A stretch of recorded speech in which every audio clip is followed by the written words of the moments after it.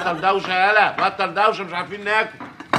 ولا روح اقف جنب ستك مجيدة. عادل نو، انا مش واخده عليك انك تقول ستك دي خالص. ستك دي كلمه بلديان جدا. قول وقف جنب نانا مجيده. نانا ده ايه؟ احنا نعرف ستي. لا يا حبيبتي، ستي دي لما يكون عندك داده تقول لك ستي. لا ستي. انت ونانا اكيد واخده على كده. نانا يعني الواحد بينام. نام يا رجال انتوا ناس عره. خلاص خلاص يا نانا. واحد يبقى كلاس. خلاص يا نانا. بقول لك رانيا. والله العظيم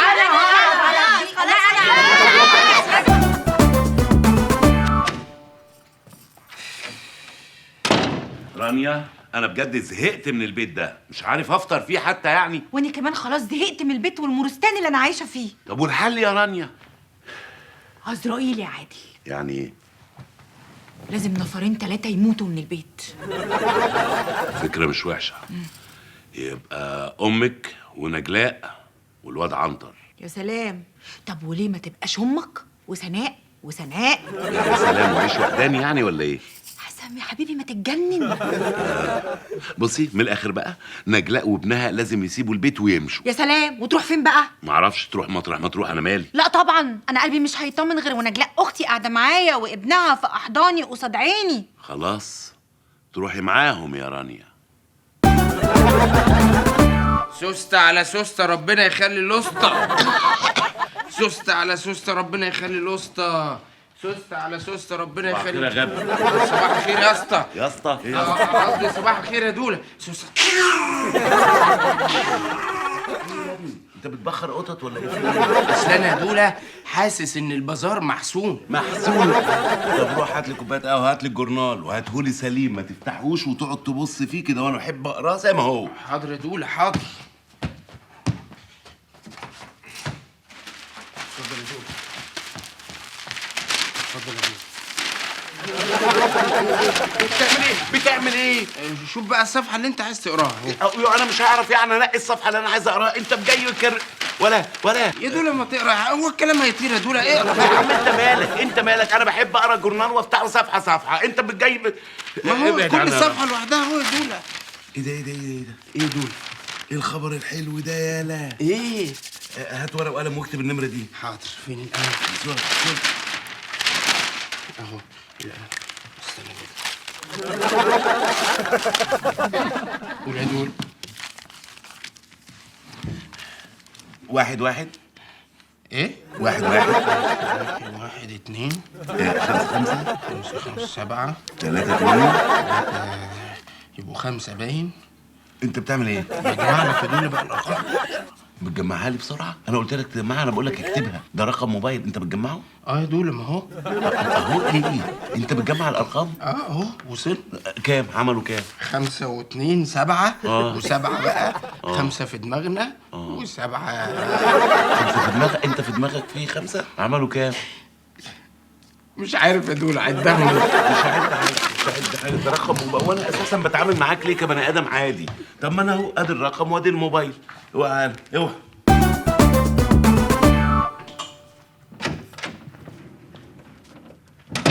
رانيا، وجدتها. هي ايه يا بيبي؟ الصابونه؟ ايوه، صابونه هتزحلق نص الستات اللي في البيت. بتهزر يا عادل؟ طب زود الرغاوي شويه. بس يا ستي، اعلان موجود بقى في الجورنال بيقول ايه؟ مكتب بيجوز الناس. اقعدي بيجوزهم. فانا بعت للمكتب ده، كلمت معاهم وقلت لهم ايه الاخبار، عرفت منهم التفاصيل، وقلت لهم على موضوع بقى سناء ونجلاء. يا سلام عليك يا عادل، يا سلام عليك يا عادل. طب اقول لك ما نطلع نقول لهم. هنطلع نقول لهم، بس اغير هدومه وبعدين نطلع على طول، وبعدين هم محتاجين ابعت شويه بيانات وصور وكده. بصي كل ده هيتعمل، كله هيتعمل. يلا يا عادل بقى. اغير واطلع لهم على طول. يا جماعه، انا جامعكم النهارده عشان عايزكم في موضوع. انت هتخطب؟ وبعدين هو في حد يخطب وهو لابس بيجامه؟ سناء لو سمحتي ما تقاطعينيش، عشان ما صدقت حفظت الكلمتين اللي انا جاي ادلقهم واتكل على الله. بعد اذنك ما تقاطعينيش. ما ترغي يا عم الامور. يلا مش معقول كده، انا مستعجله جدا. يلا يا عادل، يلا يا حبيبي. حاضر. انا صراحه يا جماعه يعني ربنا عالم قد ايه انا بحبكم ومرتبط بيكم وان انا ابقى مسؤول عنكم وست ستات موجودين في البيت، فطبعا حبيبكم جدا وقد ايه ما بصرف عليكم ببقى يعني مش متضايق خالص، وربنا عالم قد ايه ان انا بكذب يعني. لا يا حبيبي، عادل ابني عمره ما يكذب، ده انت الصدق في حاله. قول يا حبيبي، عايز تقول ايه؟ كلمة. الموضوع يا عادل بقى، خش في الموضوع خلينا نخلص. انت قررت انك تسيب البيت انت ورانيا وتسيبه لنا يا حبيب قلبي؟ يا حبيبي يا ريت. الخيال العلمي اللي عندك ده يا حماتي دايما بيسيطر عليكي كده. لا هو صراحة يعني انا في موضوع كده يعني، في عريسين لسناء ونجلاء.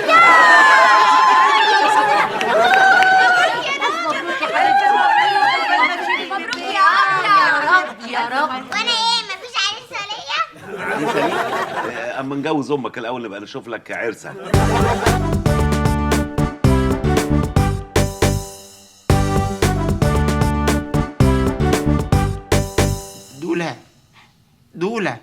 دولة ايه دولة، لا يستحيل نؤنؤ توافق على الكلام ده. هو لا يستحيل يا ابني، ادعي معايا بس ربنا يكرم تبقى هي ونجلاء يوافقوا عشان اخلص منهم هما الاتنين. دولة اخلص من نجلاء براحتها، هي حرة بقى في نفسها، لكن نؤنؤ لا يستحيل يا دولة. مش عايز دوشة، مش عايز دوشة يا رب، بس هما ربنا يكرم ويوافقوا ويبعتوا البيانات بتاعتهم عشان اخلص منهم يا رمزي. ادعي معايا يا ابني. ما كانش العشم يا دولة، ما كانش العشم. مش برضك يعني كنت تبعت بياناتي ومعلوماتي انا؟ بياناتك؟ انت عندك بيانات يا انت اساسا ما عندكش بطاقه يالا. دولة انا بحب نؤنؤ من الجزء الاول، وانت عارف ان من الجزء الاول لغايه الجزء ده هي مش موافقه وانا مش موافق. خلاص بقى هنعمل 100 جزء يعني، اقول المخرج مش هيوافق. خلاص خلصنا من الموضوع ده. ادعي بس ان هي توافق بقى على العريس التاني ده. حاضر يا دولة، هدعي لك. ماشي ادعي اهو. يا رب النت يقطع وانتوا بتبعتوا البيانات. يا رب يا رب يا رب البوتاجاز يخلص الانبوبه بتاعته علشان العريس ما يعرفش يشرب شاي وانتوا تعملوه له بقى.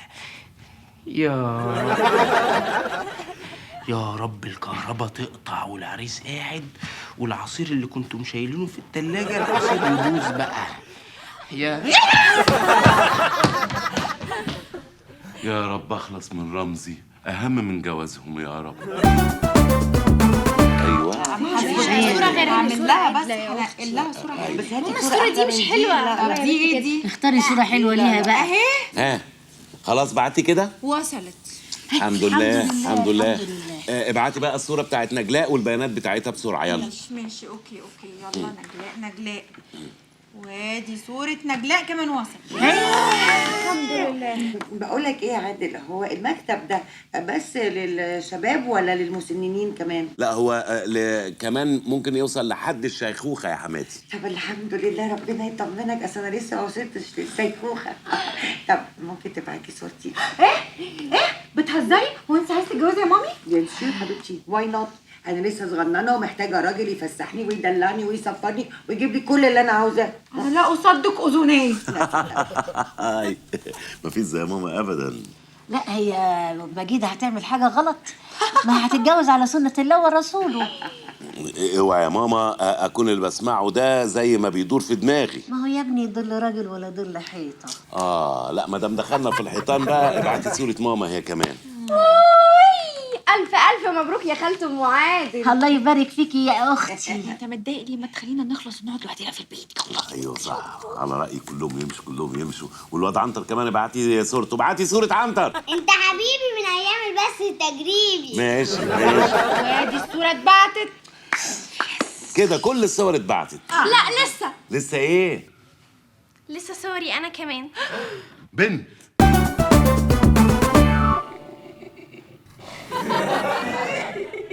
انت بتعيط يا ابني ولا بتضحك؟ بعيط يا دولة. مفيش حد بنبخ في ايه؟ ماشي يا دولة، ما كانش العشم يا دولة، ما كانش. خلاص نؤنؤ هتتجوز. ده مش نؤنؤ بس يا سيدي، ده نؤنؤ وام نؤنؤ وحمات اخو نؤنؤ. والله ما كانش العشم يا دولة، ده كانت خلاص نؤنؤ في ايديك كده اهو، وهي اللي طارت وانت اللي طيرتها يا دولة. يا ابني اساسا انت يا رمزي من الاخر كده ما تعرفش تعمل اسره، يعني هتخلف عيل، انت اساسا غبي، هتخلف عيل هنعمل فيه ايه؟ هنرميه في الزباله؟ انا بحبها يا دولة، بحبها. يا ابني حبك لسناء ده اسمه حب عذري. وانا كان عندي عذري برضه. بس يا رمزي من الاخر كده هو انا مش عايز وجع دماغ. خلاص سناء مش فيك يا ابني، ده نصيب. عايزك تروح تجيب جاتوه يلا عشان العرسان اللي هيجوا النهارده. وكمان عايزني اشيل الجاتوه اللي العريس بتاع سناء هياكله. دوس على كرامتي. ايوه انا بدوس اهو. ايوه روح بقى اشتري الجاتوه نقيه يالا، ها؟ نقيه حته حته. ماشي يا دولة. دوس. عارف الجاتوه اللي هو ابو كريز اللي بيبقى فوق ده؟ كريزة الحمراء؟ كريز الحمراء. اللي هو عليه كريمه ده. اللي هو الكريمة البيضة دي. وفي اللي هو شوكولاته ده. دولة طب ما نجيب لهم اللي هو الفيلم ده. اللي هو من الفيلم. ايوه ده، ما نجيب لهم حلو. لا من الفيلم ده بيبقى عليه سكر كده ممكن يقعد يطرطش عليهم. هنجيبه بالمربى. بالمربى؟ ماشي هات بالمربى، بس نقيه بقى لان عارف مين اللي هياكله؟ ده عريس سناء يالا. دوس يا دولة، دوس. دوس يا دولة. ولا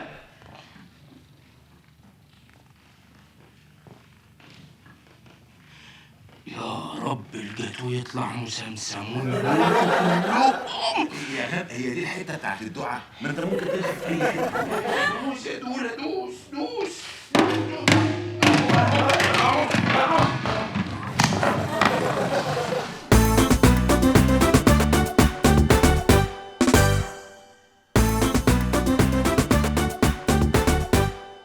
اهلا وسهلا. اهلا بيك. منورين بوجودك. وحضرتك والد حد من الناس دي ولا حضرتك عريس يعني؟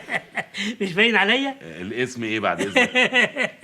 انا علي بابا وبدور على علي ماما. الحمد لله لقيتها. لقيتها اللي هي مين بقى؟ ست الحسن والجمال، امك ست القلب. اهلا وسهلا. وحضرتك؟ انا اسمي ماهر وجاي طالب ايد نجيد هانم. اهلا وسهلا. وحضرتك؟ أنا سيد أبو عبلة، محلل سياسي. ايه؟ أنا سيد السايس بتاع الموقف اللي تحت وأنا كأبو عبلة جاي أطلب إيد أم عنتر وربنا يوفق راسين في الخيمة. اهلا وسهلا. وحضرتك؟ مستر جاد الله جاد الحق كريم، معروف في الوسط التعليمي بمستر سيريوس، لكن تلامذتي بيقولوا لي يا دودي عادي. وجاي اطلب ايد مدام سناء. اهلا وسهلا. ما فاضلش غيرك انت وياسمين بقى مش كده؟ ايوه فعلا يا عمي، ما فاضلش غيري انا وياسمين. حضرتك قوي الملاحظه جدا. اعرفك بنفسي، انا اسمي شابو وماما مطلقه. والله دي حاجه تفرح قوي. بس عموما يا جماعه انا ما اقدرش اديكوا رايي بنفسي، يعني لازم ناخد راي اصحاب الشأن نفسهم. احنا موافقين.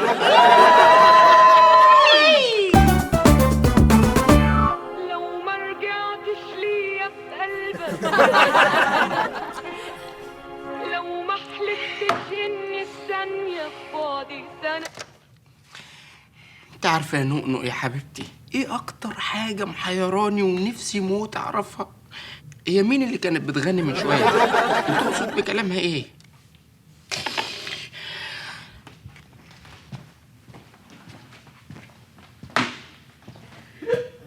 يالا رمزي، ايه اللي انت عامله في نفسك ده يالا؟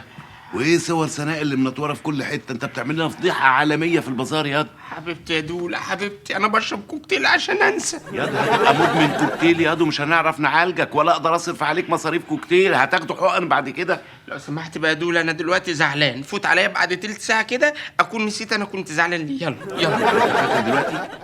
فاكر ايه؟ انت زعلان ليه؟ هو مين جاب سيره الزعل دلوقتي؟ حتى كمان في حزنك وفي زعلك غبي ياض. انت زعلان اساسا عشان سناء خلاص هتتخطب. فكرتني ليه يا دولة؟ فكرتني ليه؟ روح هات لي بقى 2 كوكتيل علشان انسى. يلا. ياض مفيش كوكتيل، مفيش كوكتيل خلاص، وقوم لم الكلام ده كله. يلا يلا، مش عايز وجع دماغ. يلا دولة، انا خلاص يا دولة ما بقتش لحياتي اي لازمه. انا هنتحر يا دولة، انا خلاص حبي راح وفلوسي فلوسي راحت. بص الصورة، ده الصورة دي ب5 جنيه بس، شكرا صورة والكوكتيل. خلاص يا دولا. تنتحري يا ابني، حرام عليك، انت شاب ولسه صغير وهتلاقي احسن من سناء دي 100 مرة يا رمزي. يا دولا لو سمحت يا دولا، انا ما قابلتش غير سناء. خلاص يا رمزي، لا ما تنتحرش رمزي. لا انا هنتحر يا دولا، ما تجاملنيش بكلامك الحلو ده. ده مش حلو ولا حاجة، انا بحاول انقذك. يا ده الحتة دي اكتر حتة غريقة في البازار ما بين الكرسيين دي. انا هنتحر خلاص يا دولا. ولا يا رمزي، لا يالا. خلاص يا دولا بقى، انا هنتحر. لا يا انا رمزي. بحبها يا دولا. الوداع يا دولا. الوداع، يلا. شاي لجدو علي بابا وعصير لامك على ترابيزه 2. حاضر. ايوه جايه. ليمون لماما وشاي لعلي بابا وادي شاليموهاتكو وكله تمام. تعبناك معانا يا حبيبي. عينيا ليك يا ماما، عينيا. يا سلام. ايه بابا بيحبك قوي. ايوه جاي. تعالى يا عبدول. بقول لك ايه، انا طالب واحده قص فحم سماسم بقالي ساعه. عادي، انا حايش عنك بتوع البلديه، ما تزعلنيش منك. عينيا ليك. انا عندنا المره دي، معلش انا اسف. انجزني بقى، انجزنا واحده الله شيشه على ميه نضيفه. يا ريت يا جماعه تهتموا بترابيزه واحد شويه. يا استاذ عادل، انا طالب شاي بلبن من غير لبن بقالي ساعه. بابا انا عايزه زيه لو سمحت. عينيا حاضر. استاذ عادل ابو نسب. ايوه. اسكوز مي لو سمحت. ايوه. الله يكرمك، عاوز سندوتشين 3 كده بس يكونوا ملزلزين. الله يخليك، اصل انا جاي من المدرسه على هنا طاير. يا حبيبي جاي على لحم بطنك؟ طب ما قلتش ليه من الصبح انك هفتان؟ عادل بسرعه، سندوتشات الكفته من جوه. لا لو فيها كفته يبقى كومبو بقى. بطاطس وحاجه ساعه بس دايت. لا عينيا حاضر. عشان بحافظ على وزني. لا واضح ما شاء الله. مستر عادل. ايوه. لو سمحت، دي مش أول مرة أطلب فيها ينسون وما يجيليش. على فكرة الموضوع ده اتكرر كتير الأسبوعين اللي فاتوا دول. نو شيري جامي، اليانسون ده بلانجيون خالص. انت تطلب لاتيه وانا عايز واحد نسبريسو. أوكي بيبي، ما يضرش. عدول. الأولوية لجوز ماما. وبعدين يا رانيا، كانت فكرة غلط جدا ان احنا الناس دول كلهم يتقابلوا عندنا هنا. يعني انا لا قادر اروح البازار ولا قادر اشتغل ولا قادر اعمل اي حاجة غير كده. انا سالف 5000 جنيه لغاية دلوقتي يا رانيا. هانت يا بيبي، الصبر مفتاح الفرج. كلها 3-4 سنين ويبتدوا ياخدوا على بعض. على بعض؟ يا سلام، 3 سنين. تفتكري اكون انا بقى ساعتها موجود معاكم ولا في السجن؟ في السجن يا روحي. ربنا يستر.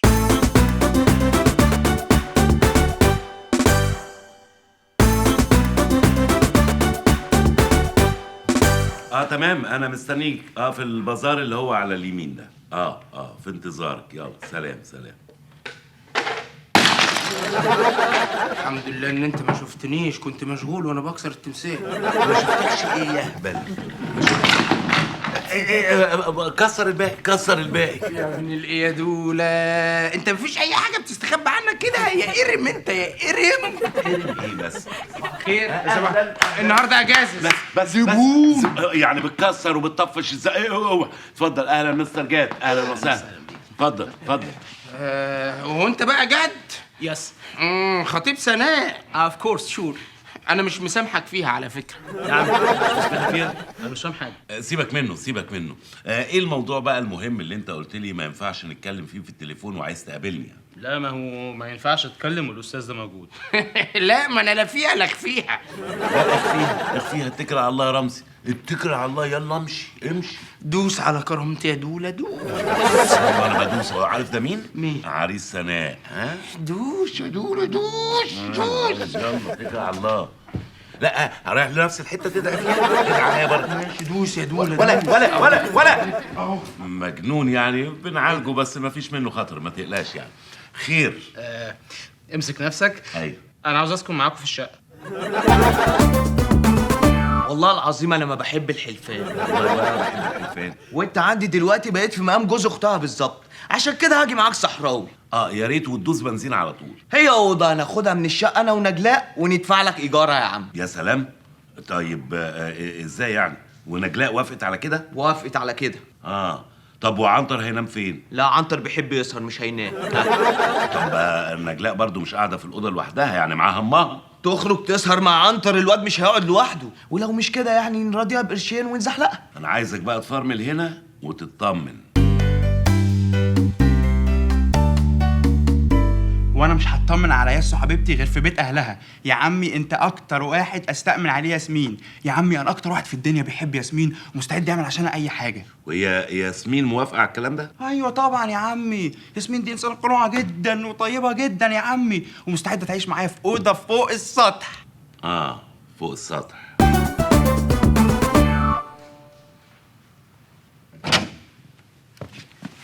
جاهز يا عادل؟ كله تمام، كلهم جم؟ بدون غياب اي نفر. حلو قوي. رانيا مش عايزك تقدمي ولا سندوتشات ولا مشروبات ولا اي حاجه لغايه اما اجي. ها ماشي يا عادل. ماشي. ماذا يدور في ذهنك؟ اتقالي عشان تاخدي حاجه نظيفه.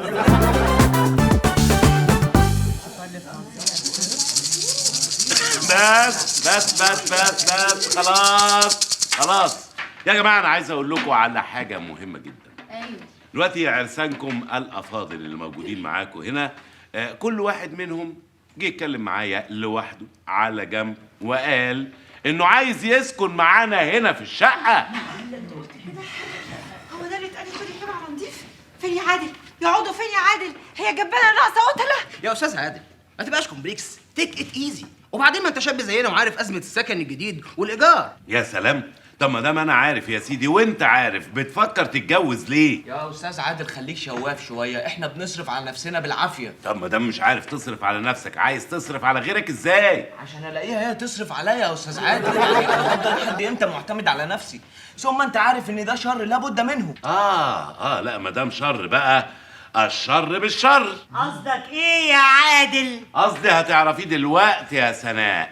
يا جماعه انا في البيت هنا فعلا لوحدي، راجل مع 6 ستات، فمحتاج راجل معايا هنا في البيت، بس راجل واحد. مش هينفع تقعدوا كلكم، وبالتالي الراجل الواحد هو الاقوى.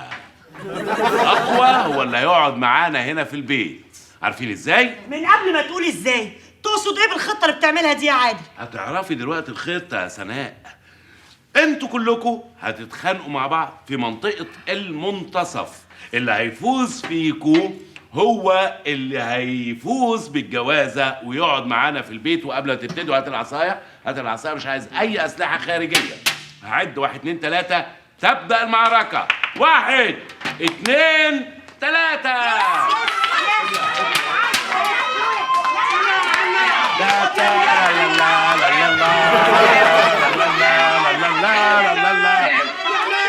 الو بوليس النجدة، حضرتك عندنا ناس من داعش قاعدين بيكسروا في البيت. الله، الغنوة دي حلوة قوي. دي بالظبط عشان انا بحبها، علشان دي الاغاني بتاعت الافلامات بتاعت زمان، تجنن. الاغنيه دي احلى حاجه عجباني فيها البغبغان الملون ده. ما هو يا حبيبتي البغبغان اصلا هو رمز من رموز التجمع الاسري العصري لليومين دول. انت تقصدي ساعه العصريه يا اختي. صح ياما، ساعة العصرية وانا لابس الجلابية. يا مفيش حاجه اسمها ياما، قليل الادب، اسمها ماما. قول ماما. ماما. طب ايه رايكم نخلي بابا يجيب لنا بغبغان هنا في البيت؟ الله، يبقى بغبغان حلو قوي في البيت. يقعد يقول لك يا نانا، يقول لك يا ماما، ويقطم لك صباعك. يا سلام يا سلام. انا عندي هو ده التجمع الاسري وبنص لسان. انا عندي بغبغان وبنص لسان. ايه عايزين اغاني معاكم ولا ايه؟ لا بابا، احنا عايزينك تجيب لنا بغبغان هنا في البيت. بغبغان؟ عشان ايه يعني؟ عشان يحصل تجمع للعيله كلها. ما شاء الله، ما العيله متجمعه، ده فاضل نتجمع في اوضه واحده ونقفل علينا يعني. يا بيبي، بس ده هيجمعنا اكتر، وخصوصا لما يبقى بقى كولرفول كده وكله الوان زي الطيف وحاجات كده. رانيا لو سمحتي، انا فهمت ان انتوا عايزين بغبغان. هروح للراجل اقول له كررفور ايه؟ يا عادل، وبعدين القفص بتاعه لازم يكون كله الوانات زي الوانات البغبغان. ما هو طبعا يا حماتي هجيبه في قفص، امال هجيبه في كيس نايلون يعني؟ ايوه، كيس النايلون ده تجيب فيه اكل وشرب. حاضر يا ماما، بكره ان شاء الله تلاقوا عندكم بغبغان. ميل وسجيني يا دولا يا ابن عمي، ميل وسجيني. ده انا مش عاشق يا رمز. يا دولا. فتحت متأخر زي كل يوم ولا فتحت بدري النهارده؟ لا يا دولا، انا فاتح بدري ومسيق البازار ومحمي التماثيل وكله. ايه ماشي. ايه يا دولا؟ دولا، دولة عايز ايه؟ مالك يا عم في ايه؟ مفيش يا رمزي، مفيش، مالكش دعوه انت يعني هي دي هتيجي عليا انا يعني يا دولة؟ انا اسف يا دولة. مش ناقص، انا مش ناقص. انا بفرفشك يا دولة، انت شكلك كده محتاج حاجة صح؟ انا محتاج بغبغان يا رمزي. طب وانت هتغير ليه النهارده؟ ما انت كل يوم بتطلب سندوتش فول وسندوتش طعميه، ده سندوتش جديد ده هو ولا ايه؟ بغبغان سندوتش جديد؟ بغبغان ده طائر يا رمزي. ده اللي شبه الحدايه ده. لا مش شبه الحدايه. الغراب؟ يا ما جاب الغراب لامه. غراب ايه يا ابني؟ لا حدايه ولا غراب بقى، مش عايز دوشه يا رمزي، انا بتكلم معاك ليه؟ خلاص يا دولة قول لي بس، يعني هو حيوان يعني ولا طائر يعني؟ حاجه زيك كده. انت ايه؟ جماد. جماد؟ انت متاكد انك انت جماد؟ هو زي الجماد كده. يا دولة ما انا عارف، وانا البغبغان ده اهو، ده كان كمان من ايام الفراعنه على فكره، اسر البغبغانات. في اسره اسمها اسره البغبغانات؟ وانا اللي هقول لك يا دولة يا ابن عمي، مش في اسر بغبغانات واسر سحالي واسر زعانف؟ انت بتبوظ التاريخ الفرعوني يا اسره. في اسره اسمها اسره البغبغي، يعني الاسره 13، الاسره 15، اسره البغبغانات. ايه الاسره دي؟ دولة يعني كده اهو يا دولة، دي ثقافه عمياء بس لا ما شاء الله، هي عمياء فعلا، عمياء. يلا يا البغبغان ده طائر. بص اللي هو بيقعد ايه مثلا لما يكون حد عنده قفص فيه بغبغان، هو يقول كلمه يقعد يعيد الكلمه وراه يعني. عرفته زي اللي في الفيلم بتاع فصوص لكن لطفاء بتاع ماني منير. حلمية بتبوظ كمان تاريخ السينما، يعني بوظت التاريخ الفرعوني، فاضل تاريخ السينما. اهو البغبغان اهو. حته امور يا استاذ عادل. فين يا عم صاحبك بتاع البغبغانات اللي انت قلت عليه؟ وفين يا عم الكوكتيل اللي صاحبي قايل عليه؟ اصبر خلينا في الشغل يا استاذ عادل، ده مواعيده بريفكس، ده ظابط ساعته على القناه الاولى. اهو الارسال جه يا استاذ زاهي اهو. صباح الفل يا استاذ زاهي. صباح النور يا حته، وحشني والله. وانت وحش حته ما عدا حته. عشان انت ابن الحته. ايه اللي اخرك؟ اسكت يا حته، ناديه كانت بتبيض. ومصحف ناديه كانت بتبيض. اقسم بالله كانت بتبيض. وجابت لكم ايه ناديه الجندي؟ الجندي ده بتاع الافلام. ايه؟ جابت دونجل. اول ما نزل من البيضه عمل كده اهو. لا والنبي وفر الرفرفه دي قدام الفحم عشان ما بيولعش. انا مش بتاع فحم، انا بتاع طيور. طب تعال. اوكي. استاذ عادل، استاذ عادل ده اهم زبون عندنا. اهلا وسهلا. لا اهم زبون عندنا ده، ما تاثرش رقبتي قدامه بقى. عيب عليك، من الجناح ده قبل الجناح ده. حلو، رفرف انت. وانا الاستاذ رمزي. لا مش مهم. ارقد هنا يا استاذ. ازيك يا استاذ عادل؟ اهلا وسهلا. استاذ زاهي اكبر تاجر بغبغانات وفراخ بانيه في الشرق الاوسط. عمر يا استاذ عادل. اهلا وسهلا. دول يبقى اقول له بقى ياخدني معاه السيرك بقى. ما السيرك جالك لغايه عندك اهو يا رمزي. انا عارف ان انتم مستغربين من طريقه لبسي، بس زي ما بيقولوا الكار بيحكم. يعني زمان ايام ما كنت شغال بتاع فراخ كنت بلبس تويتي. طيب يا استاذ زاهي، انا كنت عايز اشتري بغبغان غلباوي بنص لسان، ولو بلسان العصفور عندي وبالشوربه، بس يا ريت نسخن الابلكيشن ده الاول، نملى الابلكيشن ده الاول. عشان اشتري بغبغان املى ابلكيشن؟ حضرتك ده في ايه ده يعني؟ دوق وانت تعرف. حضرتك لطيف قوي. ايه ده في اذكر مدارس اولادك؟ ليه؟ عشان لو ولادك في مدارس فرنساوي اجيب لهم بغبغان فرنساوي، ولو في مدارس انجليزي اجيب لهم بغبغان بيتكلم انجليزي، اما بقى لو في مدارس عربي هجيب لهم فرخه بلدي.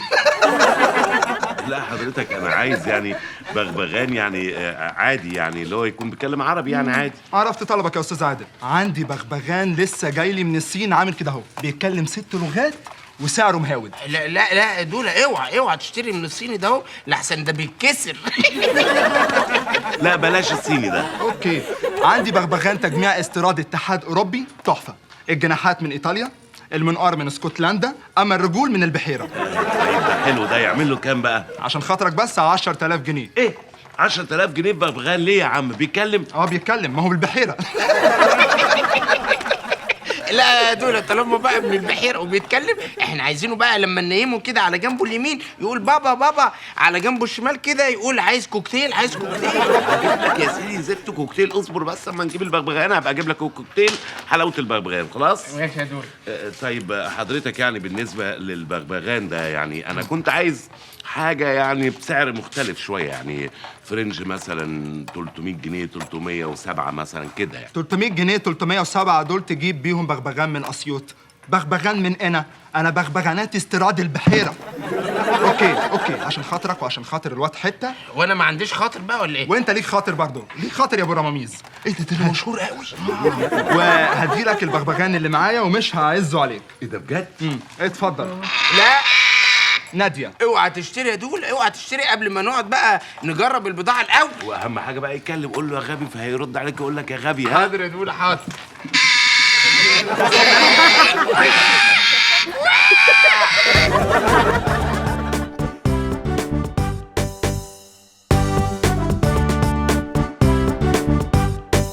دولة شايف عمايلك يا دولة؟ كل شوية تقعد تقول لي طلع البضاعة في الشمس، طلع البضاعة في الشمس. شفت الشمس عملت فيه ايه؟ سيب التمثال مكانه، سيبه مكانه. ماشي يا دولة اهو. تصدق بقى ولا هتضايق؟ خلاص انا اتعودت. غلوش. دولة هو الببغاء عامل ايه؟ ده وحشني قوي. الببغاء يا سلام، بتقولوا باللغه العربيه كمان. كويس يا سيدي، بيسال عليك. لا يا راجل، امال ايه؟ على طول بيقول لي فين الغبي فين الغبي. على كده. بس واضح ان هو ارتبط بيك من ساعه ما شافك من اول مره، يعني ذاكرته ما طلعش منها الغباء بتاعك، فكانك محفور جوه حنجرته. حبيبي يا رانيا ازيك؟